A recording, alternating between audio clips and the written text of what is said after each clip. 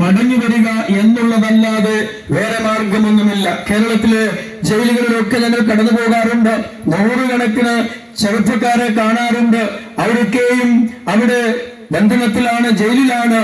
എന്നാൽ മൂന്നാം മുറ കൊണ്ടോ ജയിലിലായതുകൊണ്ടോ നിയമങ്ങൾ കർശനമാക്കിയോണ്ടോ ഫൈൻ അടിച്ചതുകൊണ്ടോ ഒന്നും ഈ തിന്മ പ്രവൃത്തിയിൽ നിന്ന് മനുഷ്യനെ നന്മയിലേക്ക് നടത്തുവാൻ സാധ്യമല്ല.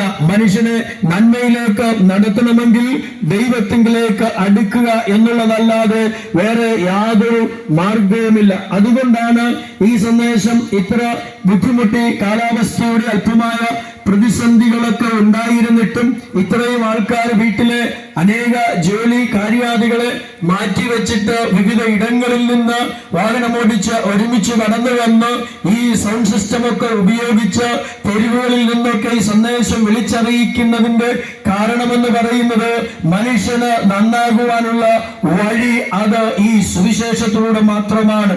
അതുകൊണ്ടാണ് തിരുവെഴുത്ത് പറയുന്നത്, കർത്താവ് യേശുക്രിസ്തുവിൽ വിശ്വസിക്കുക, എന്നാൽ ഈ തിന്മകളിൽ നിന്ന് ഒരു മോചനം പ്രാപിപ്പാൻ ഇടയായിത്തീരും, രക്ഷ പ്രാപിപ്പാനായി ഇടയായിത്തീരും. അതിന്റെ അനുഭവങ്ങൾ അനുഭവിച്ച് അറിഞ്ഞവരാണ് ഞങ്ങൾ ഓരോരുത്തരും. ദൈവം നല്ലവനെന്ന് രുചിച്ചറിഞ്ഞതുകൊണ്ട്, ദൈവത്തിലേക്ക് അടുക്കുവാൻ ഇടയായതുകൊണ്ട്, മദ്യപാനത്തിൽ നിന്ന് മറ്റു വെറുക്കൂത്തുകളിൽ നിന്ന് ഒക്കെ ഞങ്ങൾക്ക് മോചനം പ്രാപിക്കുവാൻ ഇടയായി തീർന്ന് ഞങ്ങളുടെ കുടുംബങ്ങൾക്കും ദേശക്കാർക്കും ഞങ്ങൾ നല്ലവരായി തീരുവാൻ കാരണം ദൈവത്തിലേക്ക് ഞങ്ങൾ അടുക്കുവാൻ ഇടയായി തീർന്നത് കൊണ്ടാണ്.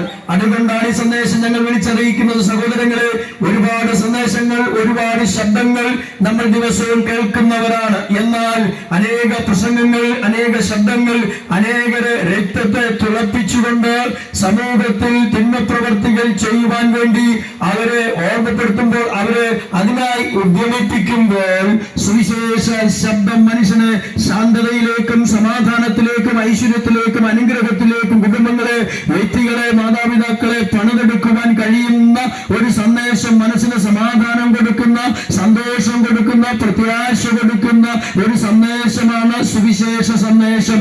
അതുകൊണ്ടാണ് ഇത് എല്ലാ കവലകളിലും മുക്കിലും മൂലയിലും ലോകത്തിലെ എല്ലാ രാജ്യങ്ങളിലും രാപ്പകൽ ഇത് ഘോഷിച്ചുകൊണ്ടിരിക്കുന്നത്. മനുഷ്യന് കേൾക്കാൻ കൊള്ളാകുന്ന, മനുഷ്യന് അനുസരിക്കാൻ കൊള്ളാകുന്ന, മനുഷ്യന് കേട്ടാൽ അനുസരിച്ചാൽ മനുഷ്യൻ അനുഗ്രഹം പ്രാപിക്കാൻ കൊള്ളാകുന്ന, ജീവിത ഉന്നതിയിലേക്ക് ഉയർന്നു വരുവാൻ കൊള്ളുന്ന, തലമുറകൾ നല്ല വഴിയിലേക്ക് എത്തിച്ചേരുവാൻ കഴിയുന്ന സന്ദേശം സുവിശേഷ സന്ദേശമാണ്. അതുകൊണ്ട് നിശ്ചയമായി ഈ സന്ദേശത്തിന് അത്ര വിലയുള്ളത് കൊണ്ടാണ്, അത്ര വില കൊടുത്ത് ഞങ്ങൾ ഈ സന്ദേശം പ്രസിദ്ധമാക്കുവാൻ ഇടയായി തീരുന്നത്. അതുകൊണ്ട് നിശ്ചയമായി ഈ സന്ദേശം കേൾക്കാതെ പോകരുത്. അതിന് വളരെ പ്രാധാന്യമുള്ള സന്ദേശമാണ്. രണ്ടാമതൊരു കാര്യം, ഈ സന്ദേശം കേൾക്കാതെ പോയാൽ ദൈവ സന്നിധിയിൽ നിന്ന് നമുക്ക് രക്ഷപ്പെടുവാൻ കഴിയുകയില്ല. കേട്ട് അനുസരിച്ചെങ്കിൽ മാത്രമേ ദൈവ സന്നിധിയിൽ നമുക്ക് രക്ഷ പ്രാപിപ്പാൻ സാധ്യമാകുകയുള്ളൂ. അതിന് ഒരുപാട് പ്രാധാന്യമുള്ളതാണ് ഈ സന്ദേശം. യോഹന്നാന്റെ സുവിശേഷം 14-ാം അധ്യായം അതിന്റെ 6-ാം വാക്യത്തിൽ ഇപ്രകാരം കർത്താവ് പറയുകയാണ്, ഞാൻ തന്നെ വഴിയും സത്യവും ജീവനുമാകുന്നു എന്ന് വ്യക്തമാക്കിയിരിക്കുകയാണ്. മറ്റാരുമല്ല, സകലത്തെയും സൃഷ്ടിച്ച സർവശക്തനായ കർത്താവ് താൻ തന്നെ വിളിച്ചു പറയുകയാണ്, മാനവകുലത്തെ നോക്കിക്കൊണ്ട് വഴി ഏതാണ്, സത്യം ഏതാണ്, ജീവൻ ഏതാണ്, മാർഗം ഏതാണ്, ഇതിലെ യാത്ര ചെയ്യണം എന്ന് ചോദിക്കുമ്പോൾ സകലത്തിന്റെയും സൃഷ്ടിച്ച സൃഷ്ടികർത്താവായ ദൈവം വേഷത്തിൽ മനുഷ്യനായി മനുഷ്യരുടെ നടുവിൽ ഇറങ്ങി നിന്നുകൊണ്ട് വിളിച്ചു പറയുകയാണ്, അതെ, ഞാൻ തന്നെ വഴിയും സത്യവും ജീവനുമാകുന്നു. വഴി നമുക്ക് അറിയണം. അറിയാൻ വയ്യാത്തവർ രാജ്യത്ത് ഇന്ന ഇടത്ത് പോയി ഇന്നിടത്തോട്ട് പോയാൽ മതിയെന്ന് അവർക്കും അറിയില്ല, നമ്മളോട് പറഞ്ഞാൽ നമുക്കും അറിയില്ല വഴി ഏതാണെന്ന്. ആകയാൽ ഈ ലോകത്തിൽ വഴി അതാണ്, വഴി ഇതാണ് എന്ന് പറഞ്ഞു തരാൻ അനേക സന്ദേശങ്ങൾ ഉണ്ട്. പക്ഷേ പറയുന്നവർക്കും കേൾക്കുന്നവർക്കും വഴി ഏതാണ്, എതിലെയാണ് പോകേണ്ടതെന്ന് നന്നായി അറിയാൻ കഴിയുന്നില്ല. എന്നാൽ അങ്ങനെയല്ല കർത്താവ് പറഞ്ഞത്.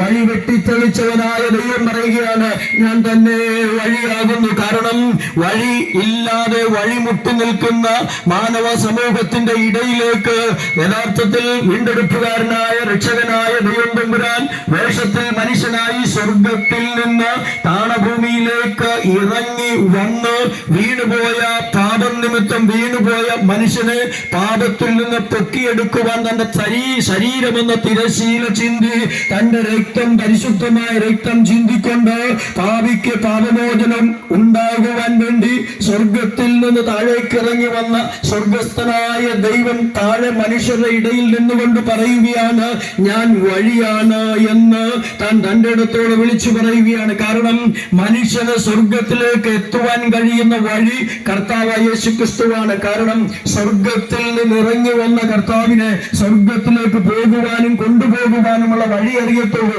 അതുകൊണ്ട് തന്റെ ഇടത്തോട് ദൈവം പറഞ്ഞു, ഞാൻ തന്നെ വഴിയാണ്. ഇന്ന് പകൽക്കാലം പല വഴികളിലൂടെ അലഞ്ഞിട്ടും യഥാർത്ഥമായ സന്തോഷവും സമാധാനവും പ്രത്യാശയും മരണഭീതി ഒഴിഞ്ഞ ഒരു ജീവിതവും നമുക്ക് ലഭ്യമായിട്ടില്ലെങ്കിൽ ഇന്ന് പകൽക്കാലം ഒരിക്കൽ കൂടെ ഞങ്ങൾ വിളിച്ചറിയിക്കുകയാണ്, കർത്താവായ യേശുക്രിസ്തുവിലൂടെ ആ വഴിയിലേക്ക് വന്നു കഴിഞ്ഞാൽ നാളെയുടെ നാളുകളിൽ ജീവിതം പ്രത്യാശയുള്ളതായി മാറുവാനിടയായിത്തീരും, ജീവിതം ധന്യമുള്ളതായി മാറുവാനിടയായിത്തീരും, സമാധാനവും സന്തോഷവും വിടുതലുമുള്ള ജീവിതമായി തീരുവാനിടയായിത്തീരും. ഇന്ന് പകൽക്കാലം ഞങ്ങൾ വിളിച്ചു ചോദിക്കട്ടെ, തിരുവഴുത്തിൽ ഇപ്രകാരം ഒരു വാക്യമുണ്ട്, ഇന്ന് നീ മരിച്ചാൽ നിന്റെ നിത്യത എവിടെ ചിലവഴിക്കും? സകല മതങ്ങളും ദൈവത്തെ അന്വേഷിക്കുന്നത്, വഴി അന്വേഷിക്കുന്നത് ഇവിടത്തെ ജീവിതത്തിനു വേണ്ടി മാത്രമല്ല, അതിനപ്പുറം മരണത്തിനപ്പുറമായിട്ടൊരു ജീവിതമുണ്ടെന്ന് എല്ലാ മതങ്ങൾക്കും ഒരു ബോധ്യമുള്ളത് കൊണ്ട്, എല്ലാ മനുഷ്യർക്കും ഒരു ബോധ്യമുള്ളത് കൊണ്ട് ആ രാജ്യത്തിലേക്ക്, ആ വീട്ടിലേക്ക്, ആ സ്വർഗത്തിലേക്ക് എത്തുവാനാണ് വഴി അന്വേഷിക്കുന്നത്, മാർഗം അന്വേഷിക്കുന്നത്, ദൈവത്തെ അന്വേഷിക്കുന്നത്. അത് അന്വേഷിച്ചിട്ട് കണ്ടെത്താൻ കഴിയാതിരിക്കുമ്പോൾ സ്വർഗീയ പർദീസയിൽ നിന്ന് താഴേക്ക് ഇറങ്ങി വന്ന ക്രിസ്തുയേശു നമുക്ക് വേണ്ടി വഴി ഒരുക്കി തന്നവൻ, ബന്ധം ദൈവവുമായിട്ടുള്ളത് നഷ്ടപ്പെട്ടു പോയ മനുഷ്യനെ ദൈവത്തിങ്കിലേക്ക് ബന്ധിപ്പിക്കുവാനായി ദൈവമായിരുന്നവൻ വേഷത്തിൽ മനുഷ്യനായി താഴേക്ക് വന്നിട്ട് ആ ദൈവം മരിച്ചടക്കപ്പെട്ട് ഉയർത്തെഴുന്നിട്ട് അതേ വഴി മേളിലോട്ട് പോയ കർത്താവായ യേശുക്രിസ്തു പറയുന്നു, എന്നിൽ വിശ്വസിക്കുന്നവൻ ഒരു നാളും ലജ്ജിച്ചു പോകത്തില്ല, അവൻ ഒരു നാളും നഷ്ടപ്പെട്ടു പോകത്തില്ല, ഞാൻ തന്നെ വഴിയാകുന്നു.